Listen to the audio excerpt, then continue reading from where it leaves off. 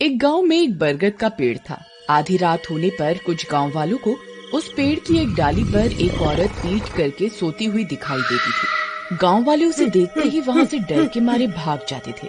सभी गांव वालों का मानना था कि वो औरत कोई आम औरत नहीं है, वो एक चुड़ैल है जो पेड़ पर रहती है। उस इलाके में उस चुड़ैल की दहशत बहुत बढ़ गई थी, जिसकी वजह से लोग वहां से अपना घर खाली करके जाने लगे थे। अजी देखिए, सब लोग इस इलाके को खाली करके जा रहे हैं। मुझे लगता है हमें भी यहाँ नहीं रहना चाहिए। अगर किसी दिन वो चुड़ैल पेड़ से नीचे उतर आई तो हमारी लाश भी नहीं मिलेगी। अरे तुम पागल हो गई हो, कोई चुड़ैल उड़ैल नहीं होती, ये सब गांव वालों का वहम है। अजी आपका दिमाग तो खराब नहीं हो गया? बहुत सारे गांव वालों ने अपनी आंखों से उस चुड़ैल को पेड़ पर लेटे हुए देखा है। अरे यार, अब इसके वहम का इलाज कैसे करूं? अच्छा ठीक है, मुझे एक दिन का समय तो दो, हम कल यहाँ से घर खाली करके चले जाएंगे। फिर रात होने पर उस इलाके में सिर्फ वो दोनों ही बचे होते हैं। बाकी सभी लोग वहाँ से अपना घर खाली करके जा चुके होते हैं। सुषमा खिड़की के पास खड़ी होती है।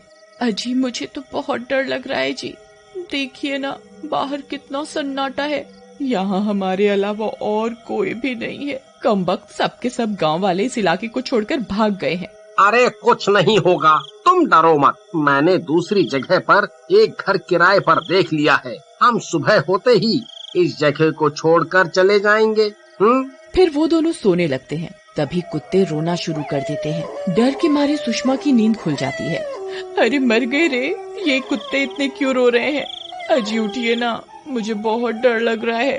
देखिए ना, गली के कुत्ते कितना रो रहे हैं। सब लोग कहते हैं कि कुत्ते चुड़ैल और आत्माओं को देख सकते हैं, तभी वो रोते हैं।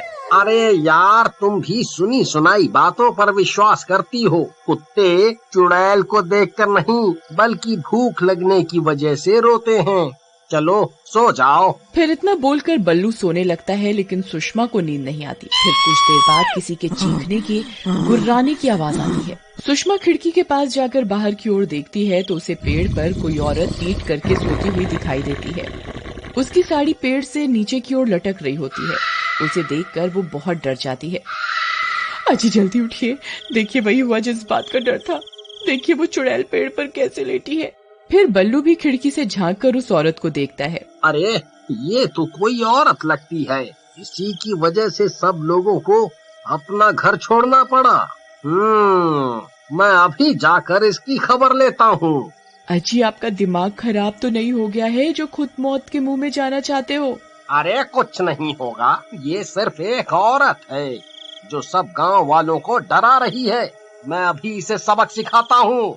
फिर बल्लू गुस्से में घर से बाहर निकल जाता है और सीधा उस पेड़ के पास पहुंच जाता है। वहां उसे वो औरत दिखाई देती है। उसकी पीठ होने की वजह से बल्लू उसका चेहरा नहीं देख पाता। कौन है तू, और तू इस पेड़ पर क्या कर रही है? तेरी वजह से यहाँ के सब लोगों को अपना अपना घर छोड़कर जाना पड़ा। बस बहुत हो गया, मैं तुझसे नहीं डरता। चल अभी के अभी नीचे उतर। लेकिन उस औरत पर बल्लू की बातों का कोई असर नहीं होता और वो चुपचाप लेटी रहती है। लगता है ऐसे नहीं मानेगी, रुक अभी तुझे बताता हूँ। फिर बल्लू उस चुड़ैल का पल्लू पकड़कर उसे नीचे की ओर खींचने लगता है। उस पेड़ पर कोई चुड़ैल नहीं होती, बल्कि चुड़ैल के रूप में एक बहरूप या प्रॉपर्टी डीलर होता है। अरे ये कमबख्त तो मेरे पीछे ही पड़ गया। अरे नास मिटे, ये क्या कर रहा है? क्यों मेरे करे कराए पर पानी फेर रहा है? अरे छोड़ दे कमबख्त, अरे छोड़ मेरा पल्लू, छोड़ दे। ए चुड़ैल, आज मैं तुझे नहीं छोड़ूंगा।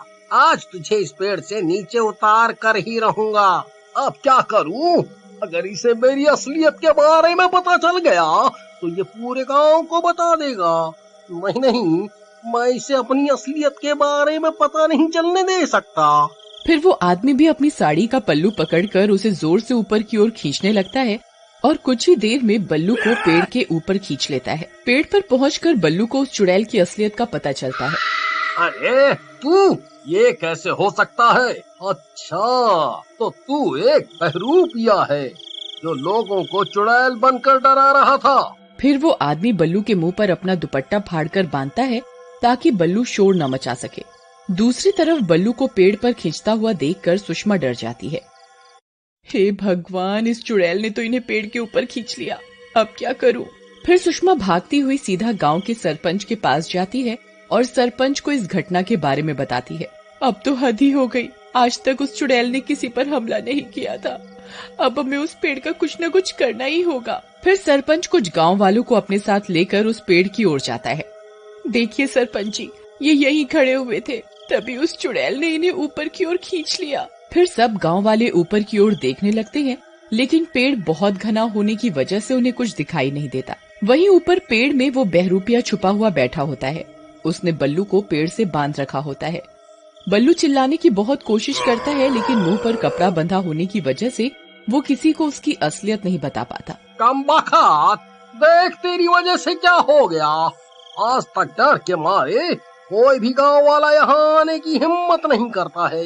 मेरी तरकीब सही काम कर रही थी, सब गांव वाले ये इलाका छोड़कर जा रहे थे और मैं इन सब की जमीनों को औने पौने दामों में खरीद सकता था, लेकिन तूने सब चौपट कर दिया। अब चुपचाप कहीं बैठा रह, नहीं तो तेरी गर्दन काट कर नीचे फेंक दूंगा। मुझे कुछ न कुछ करना होगा ताकि ये गांव वाले यहाँ से भाग जाएं।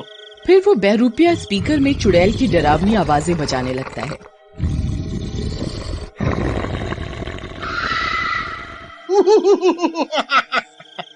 अरे मर गए रे सरपंच जी, लगता है वो चुड़ैल जाग गई है, तभी गुर्रा रही है।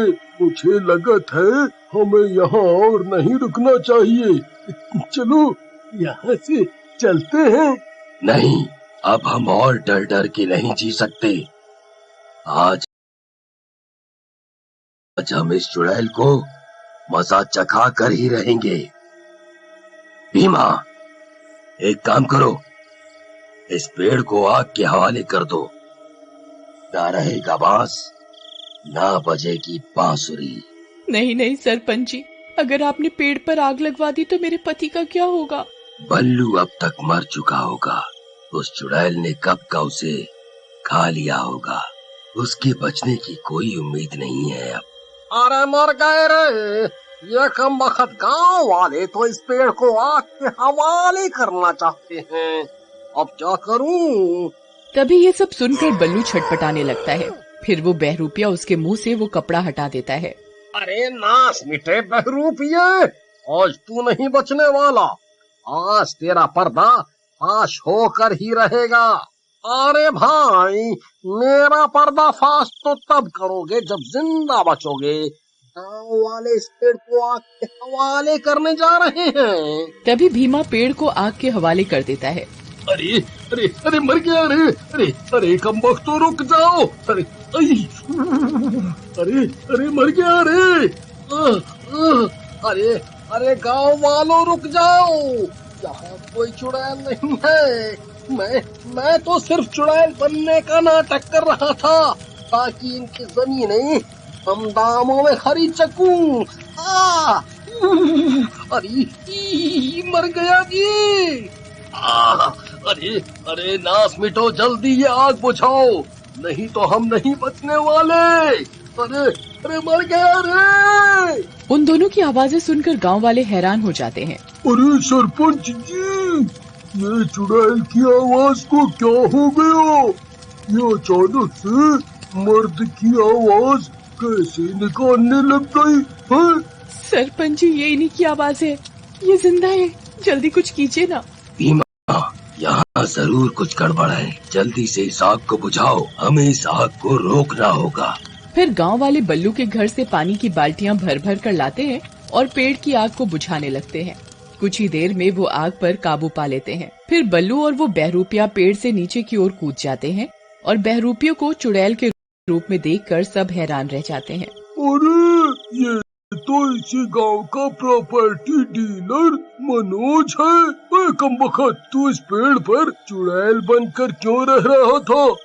बोल। गाँव वालों, मुझे माफ कर दो, मैं लालच में आ गया था और यहाँ के लोगों को चुड़ैल का डर दिखाकर उनकी जमीनों को कम दामों में खरीदना चाहता था। मुझे माफ कर दो। फिर सरपंच उसे पुलिस के हवाले कर देता है और सब गांव वाले वापस अपने अपने घरों की ओर लौट आते हैं।